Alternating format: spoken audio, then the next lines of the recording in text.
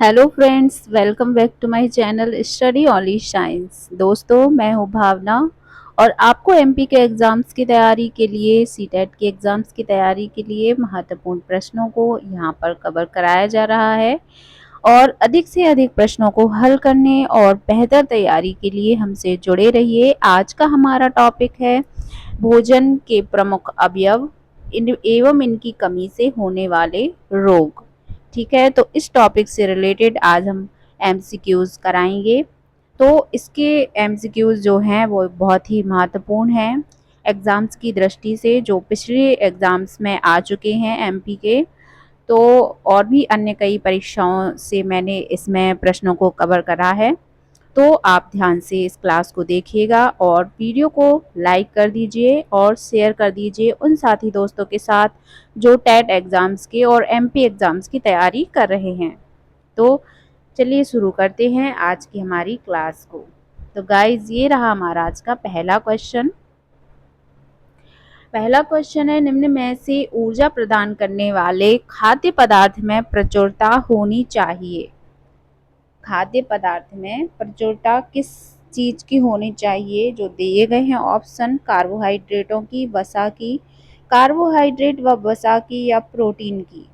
तो गाइज, ऊर्जा प्रदान करने वाले जो खाद्य पदार्थ हैं उनमें कौन सी कंटेंट है जो इनमें से उसका प्रचुरता होनी चाहिए?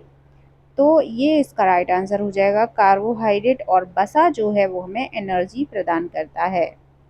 अगला क्वेश्चन है, शरीर निर्माण करने वाले भोजन में प्रचुरता किस अवयव की होनी चाहिए? जो शरीर की वृद्धि करता है, विकास करता है, उसमें किस अवयव की प्रचुरता होनी चाहिए? तो वसा की, प्रोटीन की, कार्बोहाइड्रेट की, या खनिजों की। तो गाइज, इसका राइट आंसर क्या हो जाएगा? तो इसका राइट आंसर क्या हो जाएगा? जो वृद्धि करने वाला है वो होता है प्रोटीन। ठीक है, तो प्रोटीन की प्रचुरता होनी चाहिए। अगला क्वेश्चन है, सूक्ष्म पोषक तत्व हैं। सूक्ष्म पोषक तत्व हैं, जो सूक्ष्म पोषक तत्व हैं उसका आंसर दीजिए, कौन हो सकता है इनमें से? विटामिन, खनिज लवण, विटामिन व खनिज लवण, उक्त कोई नहीं। तो बताइए, सूक्ष्म पोषक तत्व इनमें से कौन सा हो जाएगा? उसका राइट आंसर बताना है, वो हो जाएंगे विटामिन और खनिज लवण। ये सूक्ष्म मात्रा में बॉडी में पाए जाते हैं या हम इनको भोजन के माध्यम से ग्रहण करते हैं। चौथा क्वेश्चन है, 1 ग्राम कार्बोहाइड्रेट के पूर्ण ऑक्सीकरण के बाद कितनी ऊर्जा प्राप्त होती है? कितनी ऊर्जा प्राप्त होती है देख लीजिए, 12 kilo joule, 15 kilo joule, 17 kilo joule, या 10 किलो जूल। तो गाइज, इसका राइट आंसर हो जाएगा, जो 1 ग्राम कार्बोहाइड्रेट जब पूर्ण पाचन हो जाता है, उसका ऑक्सीकरण हो जाता है, तो ऊर्जा जो हमें प्राप्त होती है 17 किलो जूल। ठीक है, कितनी? 17 किलो जूल ऊर्जा प्राप्त होती है। अगला क्वेश्चन है पांचवा, निम्न में से कार्बोहाइड्रेट है कौन है? शर्करा, स्टार्च, सेल्यूलोज, उपरोक्त सभी। तो इसमें गाइस इसका राइट आंसर हो जाएगा, जो कार्बोहाइड्रेट हैं वो ये सभी हैं। शर्करा और स्टार्च और सेल्यूलोज, ये सभी कार्बोहाइड्रेट के रूप हैं। अगला क्वेश्चन है, दूध में पाया जाता है। गाइस, दूध में पाया जाता है, क्या पाया जाता है? माल्टोज, लैक्टोज, ग्लूकोज, लैक्टोज, या सुक्रोज। तो दूध में पाया जाता है कौन सा पदार्थ? लैक्टोज पाया जाता है। ठीक है, अगला क्वेश्चन है, पाचन प्रक्रिया के दौरान स्टार्च व शर्करा दोनों का अवशोषण होता है। किस प्रकार में होता है, किस रूप में होता है? देख लीजिएगा, फ्रक्टोज के रूप में, सुक्रोज के रूप में, ग्लूकोज के रूप में, या माल्टोज के रूप में। देखिए जो पाचन प्रक्रिया है उसमें स्टार्च व शर्करा दोनों का अवशोषण किस रूप में होता है? इसका आंसर हो जाएगा ग्लूकोज के रूप में। अगला क्वेश्चन है, एक सामान्य व्यक्ति को प्रतिदिन लगभग कितने कार्बोहाइड्रेट की आवश्यकता होती है? ठीक है, एक जो सामान्य स्वस्थ व्यक्ति है उसको कितने कार्बोहाइड्रेट की आवश्यकता होगी? तो 100 ग्राम, 200 से 300 ग्राम या 250 ग्राम, 400 से 500 ग्राम। तो गाइज इसका राइट आंसर हो जाएगा 400 से 50 ग्राम कार्बोहाइड्रेट की एक दिन में आवश्यकता होगी एक सामान्य व्यक्ति के लिए। अगला क्वेश्चन है बेटा, सेल्यूलोज का कार्य है, सेल्यूलोज का क्या कार्य है? मल को स्थूलता प्रदान करना, मल त्याग को सुगम बनाना, उक्त दोनों, उक्त कोई नहीं। तो गाइस जो सेल्यूलोज का कार्य है उसका आंसर हो जाएगा ये उक्त दोनों ऊपर वाले। ठीक है, ये भी और बी। अगला क्वेश्चन है, ऊर्जा का सबसे समृद्ध स्रोत है, ऊर्जा का सबसे समृद्ध स्रोत है कौन सा? शर्करा, कार्बोहाइड्रेट, वसा या विटामिन? तो सबसे ज़्यादा ऊर्जा कौन सा स्रोत प्रदान करता है ये बताना है। तो सबसे ज़्यादा एनर्जी मिलती है वसा से। ठीक है, वसा बॉडी में ऑब्जॉर्व रहता है, अगर व्यक्ति 1-2 दिन ना खाए तो वो वसा उसका ऊर्जा प्रदान करती है। अगला क्वेश्चन है, 1 ग्राम वसा के ऑक्सीकरण से कितनी ऊर्जा प्राप्त होती है? जब 1 ग्राम वसा का उपापचय बॉडी में होता है, ऑक्सीकरण होता है, तो कितनी ऊर्जा प्राप्त होती है? 7 kilo calorie, 8 kilo calorie, 9 kilo calorie या 10 किलो कैलोरी? तो गाइस इसका राइट आंसर हो जाएगा 9 किलो कैलोरी ऊर्जा प्राप्त होती है 1 ग्राम वसा के ऑब्जर्वेशन से। ठीक है, अगला क्वेश्चन है 12वां, निम्न में से वसा का कार्य नहीं है, निम्न में से वसा का कार्य नहीं है, कौन सा नहीं है? उपत्वचीय वसा तापरोधक की भांति कार्य करती है व ठंड व दाब से रक्षा करती है। संग्रहित वसा मुख्य अंगों को झटकों से बचाने के लिए गद्दी की भांति कार्य करती है। शरीर में विटामिन सी के संश्लेषण में सहायक है। वसा स्टेरॉयड हार्मोनों का संश्लेषण करती है। तो देखिए जो वसा का कार्य नहीं है वो इसमें हो जाएगा। देखिए शरीर में जो विटामिन सी के संश्लेषण में सहायक नहीं होती है वसा, ये वसा का कार्य नहीं है। बाकी अन्य 3 जो हैं वो वसा करती है। ठीक है, अगला क्वेश्चन है, शरीर में प्रोटीनों की आवश्यकता होती है किसके लिए? वृद्धि व परिवर्तन के लिए, प्रतिरक्षी एंजाइमों व हार्मोनों के संश्लेषण में, शरीर के ऊतक के निर्माण व रखरखाव में या उक्त सभी में? तो गाइज इसका राइट आंसर क्या हो जाएगा? इसका राइट आंसर हो जाएगा ये सभी कार्य, शरीर में प्रोटीनों की आवश्यकता इन सभी कार्यों के लिए होती है। ठीक है, अगला क्वेश्चन है, 1 ग्राम प्रोटीन में कितनी ऊर्जा होती है?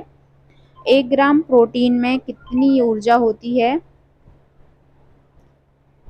तो 1 ग्राम प्रोटीन का इसके ऑप्शन देख लीजिए, 5 kilo calorie, 4 kilo calorie, 3 kilo calorie या 2 किलो कैलोरी? तो गाइज इसका राइट आंसर क्या हो जाएगा? इसका आंसर हो जाएगा 4 किलो कैलोरी ऊर्जा प्राप्त होती है 1 ग्राम प्रोटीन से। ठीक है, अगला क्वेश्चन है, प्रोटीनों का पाचन होता है किस रूप में होता है? प्रोटीनों का पाचन कहाँ पर होता है? छोटी आंत में, आमाशय में, आमाशय व छोटी आंत में या यकृत में? तो गाइज इसका राइट आंसर हो जाएगा प्रोटीनों का पाचन आमाशय व छोटी आंत में होता है। अगला क्वेश्चन है, हीमोग्लोबिन एक है, हीमोग्लोबिन एक क्या है? संकुचनशील प्रोटीन, परिवहन प्रोटीन, रक्षात्मक प्रोटीन, संरचनात्मक प्रोटीन?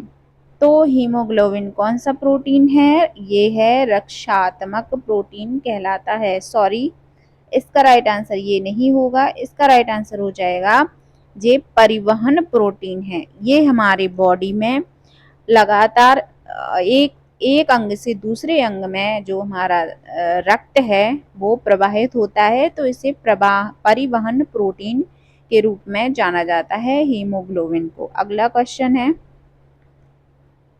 प्रोटीन की कमी के कारण होने वाला रोग है। गाइस, प्रोटीन की कमी से कौन सा रोग हो जाता है देख लेते हैं। टाइफाइड, मरासमस, खसरा या रतौंधी। तो जो प्रोटीन की कमी से होने वाला रोग है वो है मरासमस या सूखा रोग। ठीक है, सूखा रोग, सूखा रोग भी को ही मरासमस रोग कहते हैं। ठीक है, तो ये प्रोटीन की कमी से होता है। अगला क्वेश्चन है, विटामिन का कार्य है। विटामिन का कार्य है ये बताना है। ऊर्जा प्रदान करना, जैव उत्प्रेरक के रूप में, उक्त एक व दोनों में, या फिर उक्त कोई नहीं। तो इसका राइट आंसर हो जाएगा कि विटामिन का कार्य है जैव उत्प्रेरक के रूप में ये कार्य करता है। किसके रूप में? जैव उत्प्रेरक के भांति। अगला क्वेश्चन है, निम्न में से कौन सा विटामिन ना तो जल में घुलनशील है और ना ही वसा में? तो विटामिन के है, vitamin H, vitamin A, vitamin B complex. तो गाइज 19वें प्रश्न का आंसर हो जाएगा विटामिन एच, जो है वो ना तो जल में घुलनशील है और ना ही वसा में घुलनशील होता है। अगला क्वेश्चन है, हमारे शरीर में बनने वाला विटामिन कौन सा है जो हमारे शरीर में ही बनता है? तो उसका आंसर हो जाएगा vitamin A, vitamin E, vitamin D या विटामिन सी। तो गाइज इसका राइट आंसर हो जाएगा विटामिन डी, जो है वो बॉडी में ही बनता है, शरीर में ही बनता है धूप के माध्यम से। तो चलिए अगले क्वेश्चन की तरफ। विटामिन बी1 का कार्य है। विटामिन बी1 का क्या कार्य है? कार्बोहाइड्रेटों का उपापचय, भूख बढ़ाना या हृदय तंत्रिकाओं तथा पेशियों का कार्य करना या उक्त सभी।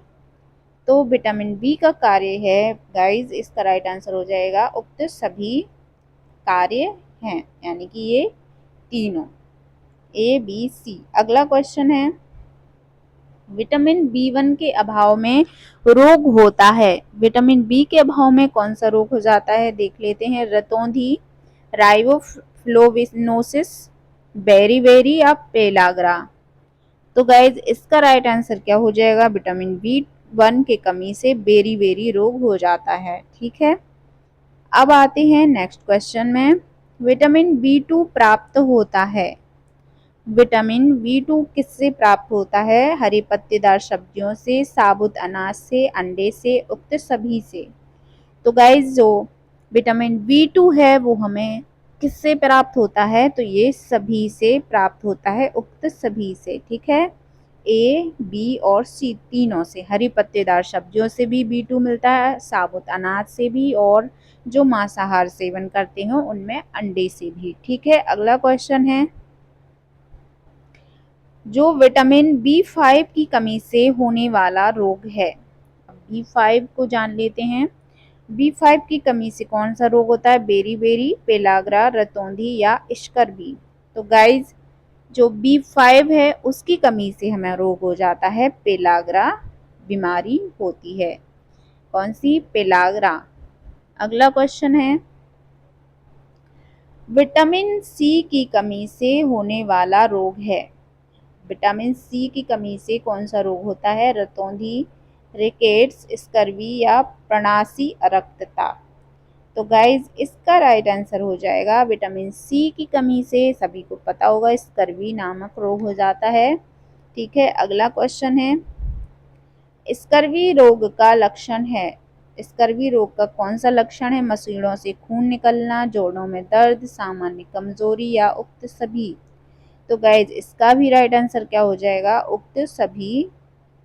जो बीमारियां हैं वो सभी लक्षण दिखाई देते हैं इस बीमारी में। अगला क्वेश्चन है, विटामिन के का स्रोत है।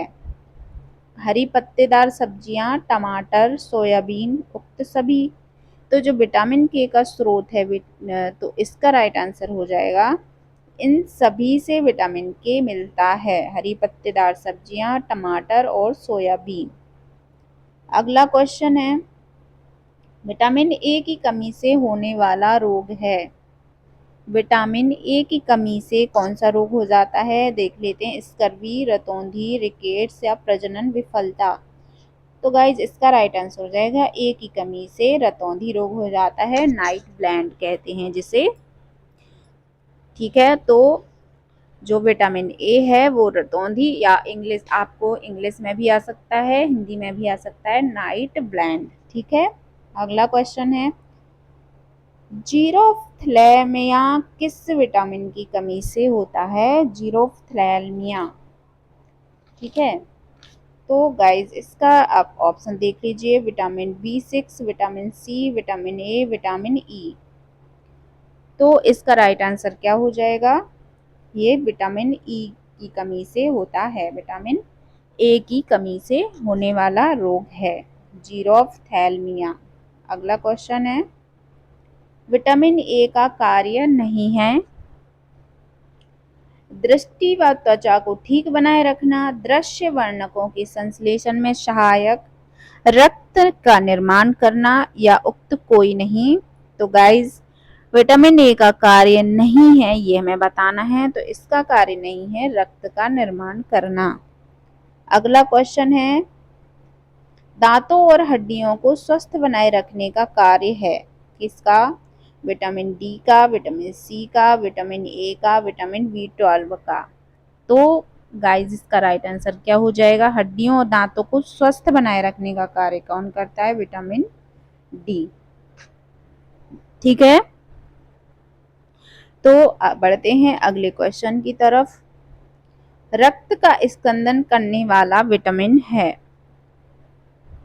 रक्त का स्कंदन करने वाला यानी कि रक्त का थक्का जमाने वाला विटामिन है vitamin E, vitamin K, vitamin A, vitamin B complex.